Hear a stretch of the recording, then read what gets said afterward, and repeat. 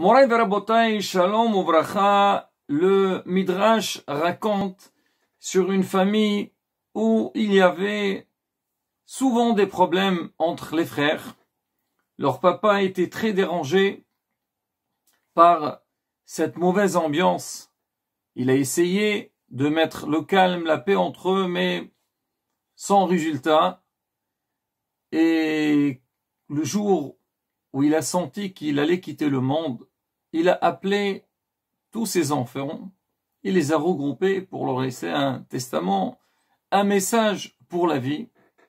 Une fois tous les enfants ils sont arrivés, il leur dit, mes chers enfants, est-ce que vous pouvez m'amener un tas de roseaux sur le champ? Ils sont tous partis, ils ont cherché ce qu'il faut, ils lui ont emmené un bon tas de roseaux et ils lui ont donné. Alors il leur a dit, est-ce que vous pouvez les briser? Voilà, essayez un par un, qui parmi vous, il peut casser ces roseaux-là? Ils ont tous essayé, vraiment impossible. Il a détaché donc le tas de roseaux, il a pris un par un, il a donné à ses enfants, allez, toi tu peux casser? Ben, l'enfant, vas-y, un roseau, il le prend, il le casse. Le deuxième, pareil. Les enfants, ils n'ont pas compris. Qu'est-ce qu'il veut? C'est ça son testament, c'est ça son message. Il leur dit, papa, qu'est-ce que vous voulez dire avec ça? Il leur a dit, regardez mes enfants, sachez, quand vous êtes unis, personne ne peut vous briser. Personne ne peut vous battre. Mais si, hasbe shalom, vous êtes dispersés, chacun pour soi, ben n'importe qui peut venir, il peut vous casser, il peut vous briser. Paracha de la semaine, on commence un nouveau livre, Sefer Shemot, où on va démarrer la galoute de Am Israël. L'esclavage, le grand exil du peuple d'Israël. Paro Aracha, Torah dit, il y a un nouveau roi qui est monté, qui ne connaît pas Yosef. Alors, Rashi rapporte deux explications. Il dit qu'il ne connaissait pas Yosef. Il dit non, il connaît, mais il a fait des lois contre les Juifs. Il n'était pas reconnaissant. Il a vu comment Bla'inara, le peuple d'Israël, s'agrandit.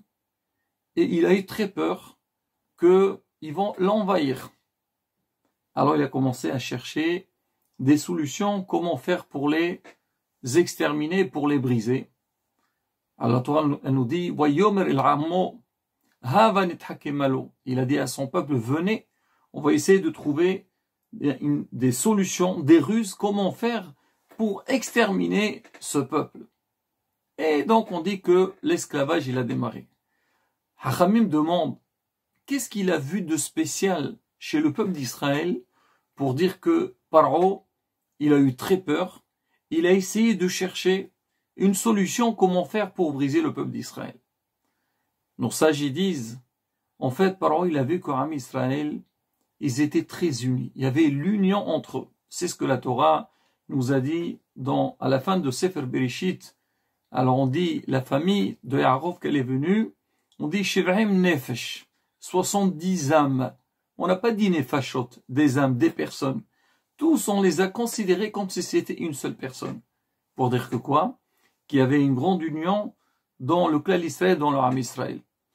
Et Paro, il a eu très peur. Il a dit, si il y a l'union, la solidarité dans le peuple d'Israël, personne ne peut les battre. Qu'est-ce qu'il a fait? Il a essayé de mettre des engrenages dans le peuple d'Israël et pour Hasve Shalom, qu'il y a des problèmes entre eux. La première des choses, quand il a démarré l'esclavage, alors il a mis donc des gardes, des policiers pour qu'eux ils suivent le travail que Ramsès est en train de faire. Il avait mis qui parent, il a pris des juifs. Il leur a dit, vous allez être responsables, surveillez, regardez si vos frères font un bon travail ou pas. Et si ils font pas le nécessaire, ben il faut les taper, il faut les punir. Ça a donné quoi? Ça a donné que ça a commencé à mettre une haine entre les frères dans le âme Israël. On raconte, on dit une fois, On a posé la question au fer, le métal.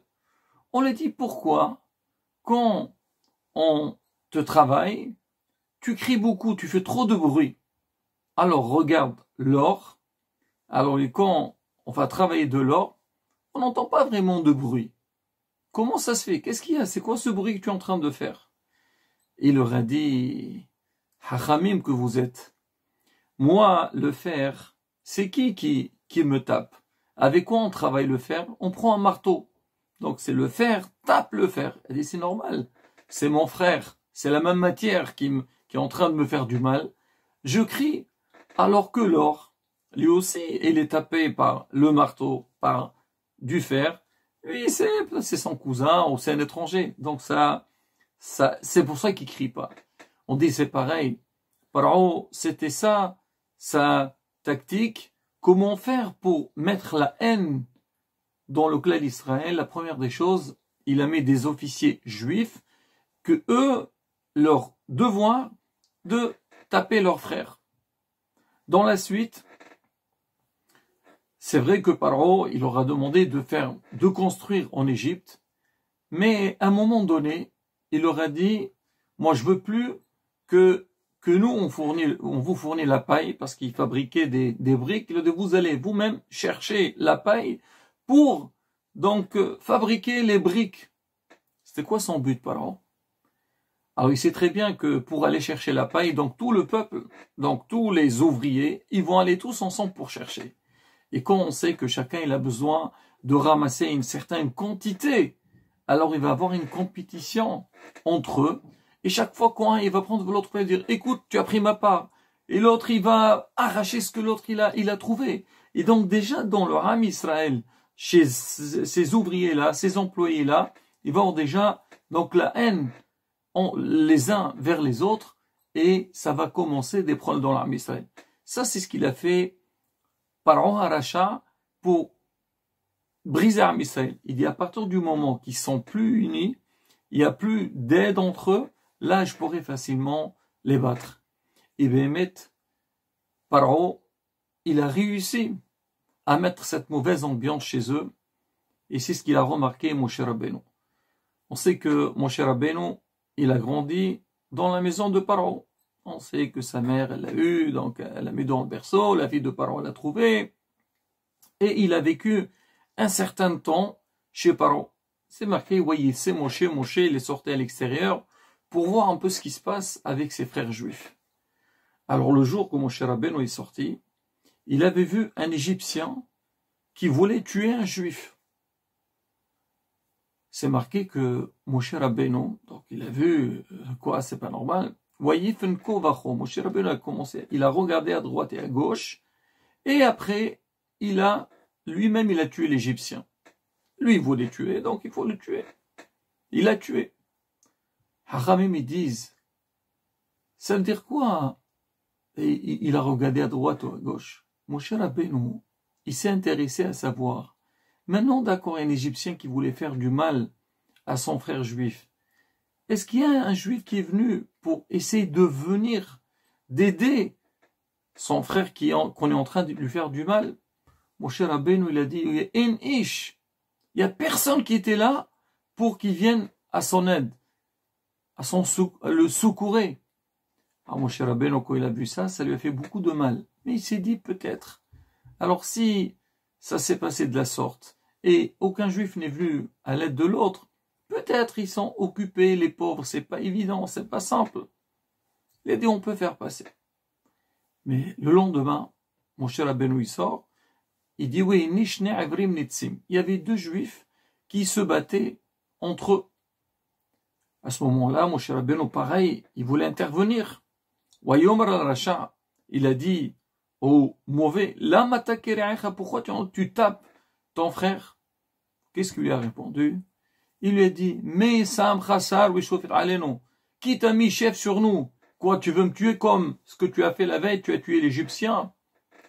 Moshe Rabbeinu, il a dit, quand il a entendu sa réponse, il a dit, maintenant j'ai compris pourquoi le peuple d'Israël, il est en esclavage. Ça veut dire quoi? Moshe Rabbeinu, la veille, Ils pensaient quand l'Égyptien il voulait faire du mal aux Juifs, personne n'était au courant.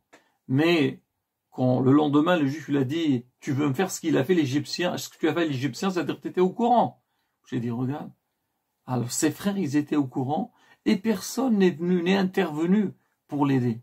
Pour montrer que quoi?